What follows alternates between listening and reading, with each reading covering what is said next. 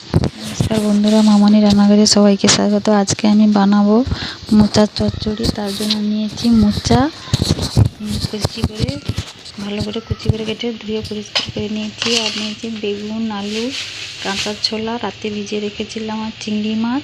এদিকে মশলা নিয়েছি আদা, রসুন, পেঁয়াজ, টমেটো, তেজপাতা, কাঁচা লঙ্কা, আর নিয়েছি ফোড়ন, হলুদ, লঙ্কা, নুন, তেল আর চিনি। এই সব উপকরণ দিয়ে আমি মোচা চচ্চড়িটা রান্না করব। তার জন্য চলে যাব আমি উনুনের পাশে।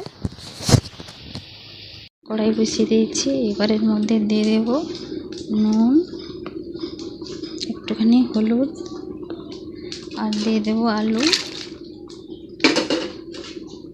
বেগুন আর কাঁচা ছোলা। এবার সব শেষে এর মধ্যে দিয়ে দেব মোচা। এগুলোকে আমি ভালো করে সেদ্ধ করে নেব, না হলে এর আঠা আঠা থাকে, কষ থাকে, একটা কালো কালো কষ বের করে নেব সেদ্ধ করে। খুব ভালো করে আমি এগুলোকে সিদ্ধ করে নিয়েছি। এবার এগুলোকে আমি নামিয়ে নেব। ভালো করে সিদ্ধ করে নেবেন আপনারা। এগুলোতে আর রান্নার সময় আর জল লাগবে না, তার জন্য আমি ভালো করে সিদ্ধ করে নিয়েছি। এবার নামিয়ে নেব। কড়াইতে তেল দিয়ে দিয়েছি। এবার আমি ফোড়ন করে নেব। দিয়ে দেব কাঁচা লঙ্কা 5 ফোড়ন। ভাজা ভাজা হয়ে গেলে এবার এর মধ্যে দিয়ে দেবো পেঁয়াজ কুচি।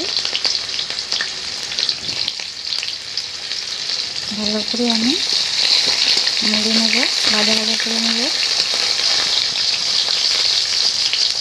পেঁয়াজগুলো ভাজা ভাজা হয়ে গেছে। এবার এর মধ্যে দিয়ে দেবো আদা রসুনের বাটা।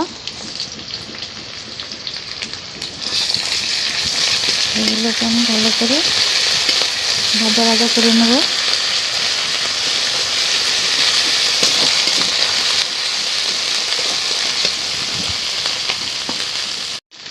হয়ে গেছে ভাজা ভাজা। এবার এর মধ্যে আমি দিয়ে দেবো টমেটো কুচি।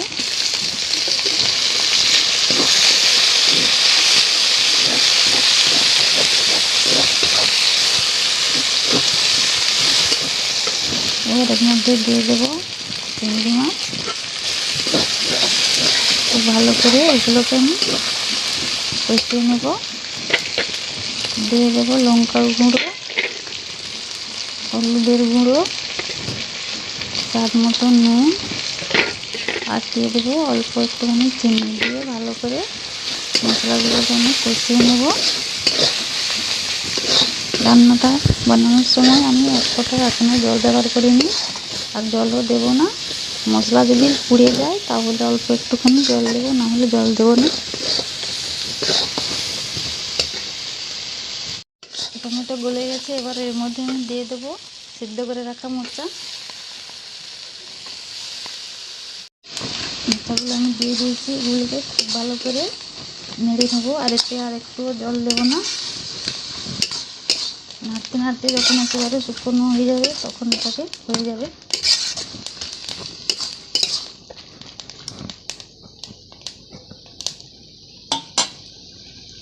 হয়ে গেছে রান্নাটা। এভাবে দেখুন, একটু জল নেই, আমি একটুকুও জল দিইনি রান্নাটায়। হয়ে গেছে। এবার এটাকে আমি নামিয়ে নেব। তো বন্ধুরা, আমার এই রেসিপিটা কেমন লাগলো কমেন্ট করে জানিও। লাইক সাবস্ক্রাইব করে আমার পাশে থেকো।